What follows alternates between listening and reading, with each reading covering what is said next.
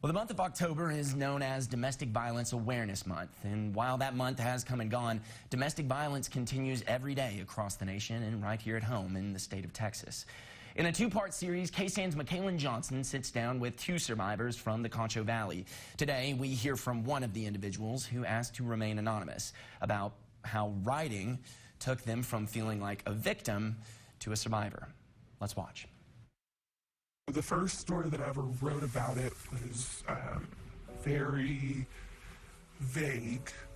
It still had some detail, but it was still very vague, nothing very telling. From vagueness to writing blogs titled with her abuser's name, the woman I sat down with says that first pen to paper moment filled her with relief. I've been holding on to this for, a decade or so, and that first time that I wrote that, it was like, it's hard to even describe, like a weight just lifted off of my shoulders. Her story with domestic violence began when she was relatively young, late teens, just graduated high school, in hopes of getting out into the world. Her relationship not taking a turn until they were soon married. So was it an abrupt change from wherever that started, or it was kind of a gradual thing? It was like things were good and then that controlling kind of set in. It started with control, who she saw, what she did, and what she said. That grew into hitting things and then eventually hitting her. The first time still so vivid. We were screaming back and forth, and he all of a sudden knocked me to the ground. He ended up punching my ankle, which just swelled up like crazy. So that was like the first, serious injury.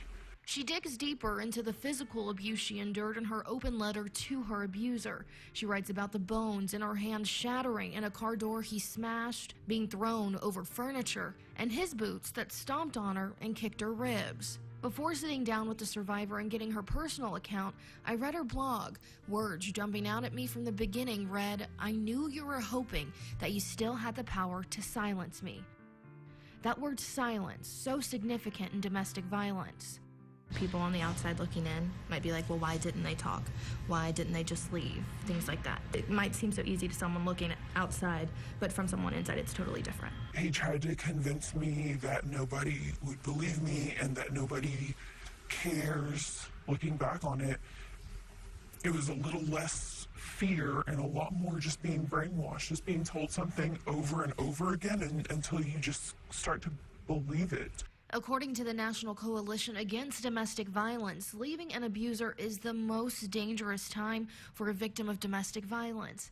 On top of a handful of societal barriers and the fear their abuser creates, for the woman I spoke with, it was brainwashing. But how did she make it out? Her then husband, surprisingly, leaving without her. I just remember feeling the relief that he was gone, because I had not been out of his sight in almost 2 years. Being free from her abuser for a moment reintroduced the person she once knew, and she realized it was time to get out. Within those few days, having that freedom, it was like I became a person again. Like I realized who I was before him and realized that I am not happy. But leaving wasn't easy. I told him straight up that I was not happy and that I wanted a divorce, and of course that became a fight like I knew it would. It did become physical, and I did call the police. They did come out to the house and let me load up my stuff. I loaded up everything that I could fit in my car at the time, and I left at 4 o'clock in the morning, and I never went back. And now, over a decade has passed, and her life after abuse has been one of gaining back her voice. She's also switched her mindset from victim to survivor. How did that mentality come about? Sitting down and writing that letter and finally addressing him by name. I didn't even plan for it to go there, but it was like, being a writer, I guess, it's just what came out of me, and I recognized that for 13 years now, I had considered myself a victim, but I'm not his victim.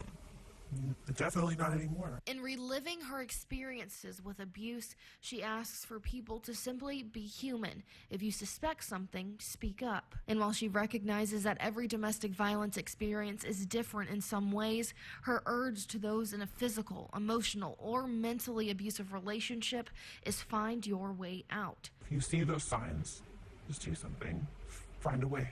For those of you in the Concho Valley who know someone in this situation or is the person looking for a way out, options include New Bridge Family Shelter, Open Arms, and law enforcement. Or visit the National Coalition Against Domestic Violence website, click Get Help, and find what options work best